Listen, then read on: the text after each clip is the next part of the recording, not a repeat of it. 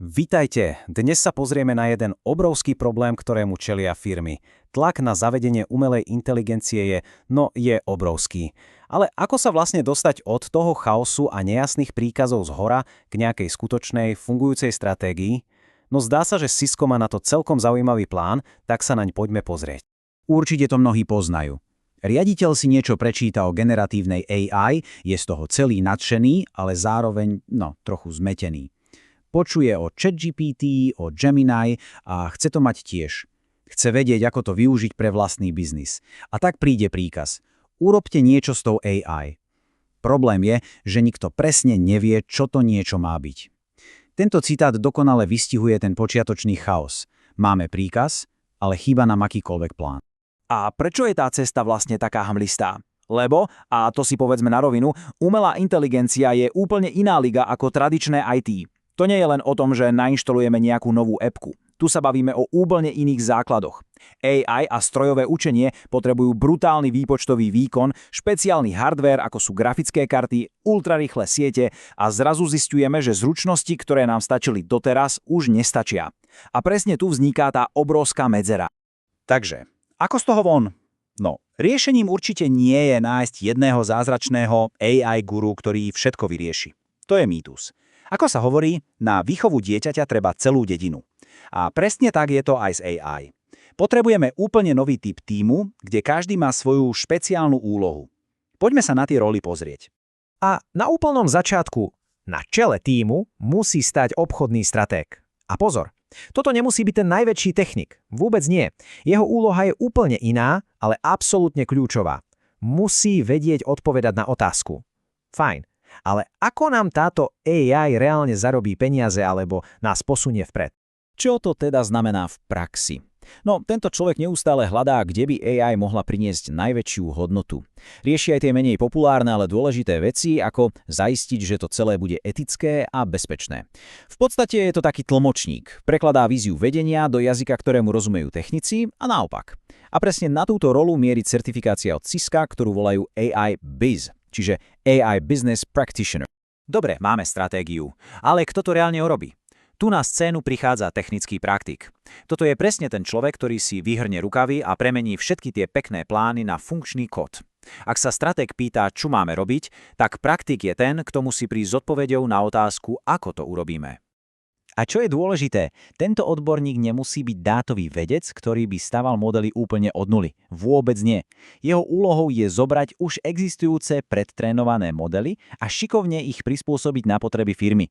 Napríklad pomocou techniky RAG, ktorá je dnes úplne kľúčová. Tá v podstate naučí model pracovať s internými dátami firmy, takže nedáva len všeobecné odpovede. No a presne tieto praktické zručnosti pokrýva certifikácia iTech. A do tretice máme tu tvorcu infraštruktúry. Bez tohto človeka by sa celý ten AI sen veľmi rýchlo rozplynul. Predstavte si ho ako niekoho, kto stavia digitálne diaľnice, elektrárne a celé mestá, na ktorých AI beží. Bez neho by stratég ani praktik jednoducho nemali kde a na čom pracovať. Sú to základy. A táto rola je, poviem to na rovinu, absolútne kritická. Predstavte si, že máte AI investíciu za milióny eur a celé to stojí, lebo je zle nakonfigurovaná sieť. Stačí malý problém a všetko sa zastaví. Tento človek je zodpovedný za to, aby tie drahé GPU klastry bežali ako hodinky a aby dáta prúdili bez najmenšieho zaváhania. A presne toto pokrýva certifikácia DCAI, teda Data Center AI Infrastructure. Dobre, poďme si teraz priblížiť tú rolu technického praktika. Pre väčšinu technikov je totiž práve toto tá najzaujímavejšia a najrelevantnejšia cesta. Takže, aké konkrétne nástroje a zručnosti musí mať v malíčku? Toto porovnanie je super, lebo krásne ukazuje ten obrovský posun. Naľavo je, povedzme, starý svet IT, manuálne klikanie, statické siete, poznáme to. Ale napravo je ten nový svet, tam už potrebujeme vedieť automatizovať s pomocou AI, ovládať prompt engineering, čo je v podstate umenie správne sa pýtať modelov a samozrejme techniky ako RAG, aby sme tu AI prepojili s našimi vlastnými dátami. Je to úplne iná hra. A keď sa pozrieme, čo presne pokrýva certifikácia iTech, vidíme, že sú to presne tieto nové domény. Jasné, sú tam základy generatívnych modelov, prompt engineering, ale aj kľúčové veci ako etika a bezpečnosť. A čo je extra zaujímavé, je tam aj téma, ktorá je naozaj na špici vývoja, a to je agentická AI. Počkať, agentická AI? Čo to presne je? No, predstavte si to ako ďalší evolučný stupeň. Už to nie je len chatbot, ktorý pasívne čaká na otázku a potom odpovie. Agentická AI to sú autonómne systémy, agenti, ktorí dokážu sami konať. Dostanú cieľ a potom si sami naplánujú kroky, ako ho dosiahnuť. Napríklad zanalyzujú problém v sieti, navrhnú riešenie a dokonca ho aj sami implementujú. To je úplne iná úroveň. A presne toto je tá budúcnosť, na ktorú Cisco pripravuje odborníkov.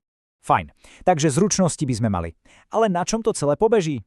Poďme prepojiť tieto zručnosti s konkrétnou technológiou, s tým hardvérom a softvérom. Kde sa to celé bude diať?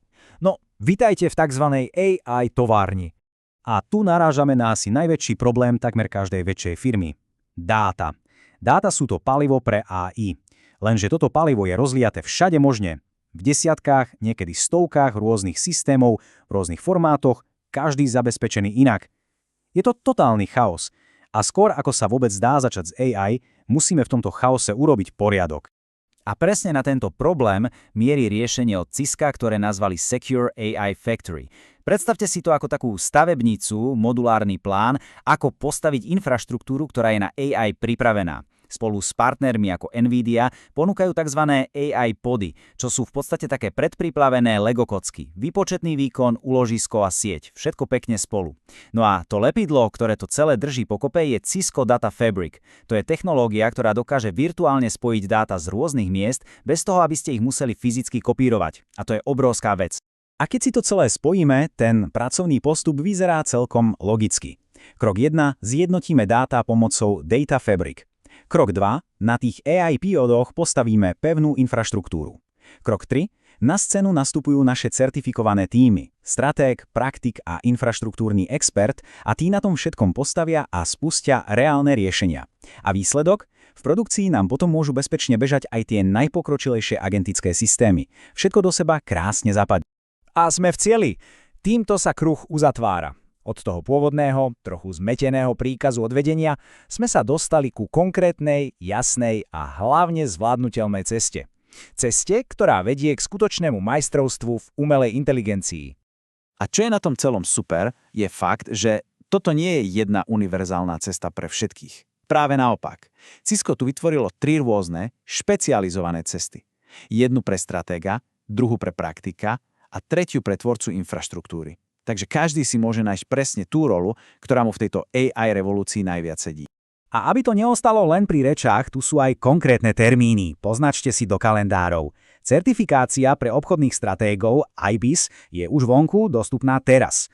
Pre technických praktikov iTech sa testovanie spúšťa 18. decembra 2025 a pre špecialistov na dátové centrá DCA to bude 9. februára 2026.